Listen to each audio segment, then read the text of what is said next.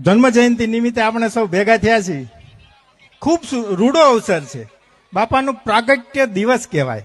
વાલમરામ બાપાનો જન્મ દિવસ એટલે સારો દિવસ કહેવાય આપણા માટે. અને બીજ, આ બે વસ્તુનું સાથે બનવું બહુ અગત્યની વાત છે. એટલે પૂજ્ય બાપાના જીવન ચરિત્ર વિશે તો આપણે બધા જાણીએ જ છીએ, પણ આપણી બધાની શ્રદ્ધા જોઈને મને એવું થાય છે કે સરસ સુરતમાં આવું આયોજન થાય છે. આજે ગારિયાધારમાં પણ આવું આયોજન હતું, છતાં હું છોડીને એમ થયું કે સુરત જવું છે. આજ બધાનો ભાવ હતો. સેવકોનો બધા અહીંયા કામ કરતા હતા, સ્વયંસેવકોનો બહુ ઈચ્છા હતી કે તમે સુરત આવો, સુરત આવો. આમ તો ઘણા 2-3 વર્ષથી બધા કે કરતા હતા, પણ આ વખતે યોગ બન્યો, સારો યોગ બન્યો.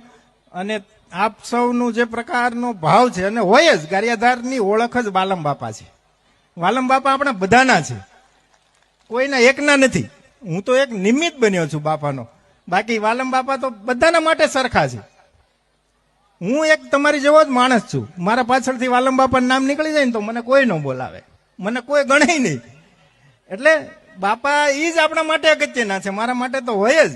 કેમ કે એને તો મને આવડું મોટું નામ આપ્યું છે, અને જે પ્રકારે મારું અહીંયા સન્માન થયું છે આજે, એટલે ખૂબ સારો યોગ છે. ને આપણે બધાનો ભાવ જે પ્રકારે મને થાય છે, તો મને એમ થાય છે કે ગારિયાધાર કરતા પણ તમે, મને લાગે છે, આગળ નીકળી જશો અમે પુણ્યતિથિ અને જન્મ જયંતિ ઉજવવામાં.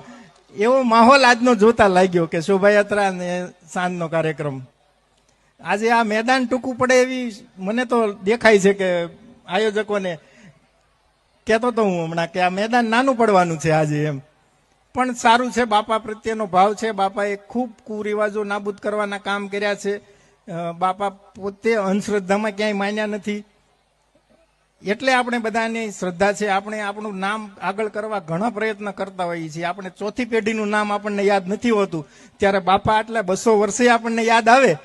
આજે આપણે આમાંથી પૂછો કોઈને ચોથી પેઢીનું નામ આવડતું હોય તો આપણે ભૂલી જઈએ. પણ શું કરવા ભૂલી જાય કે આવા સંત મહાપુરુષ છે એટલે આપણે એને યાદ કરતા હોઈએ છીએ, અને એને કંઈક કર્યું છે એટલે આપણે એને યાદ કરતા હોઈએ છીએ. અને આપણે એને એનું પોતાનું પરચા બતાવ્યા હોય છે, એમ નામ નથી યાદ કરતા.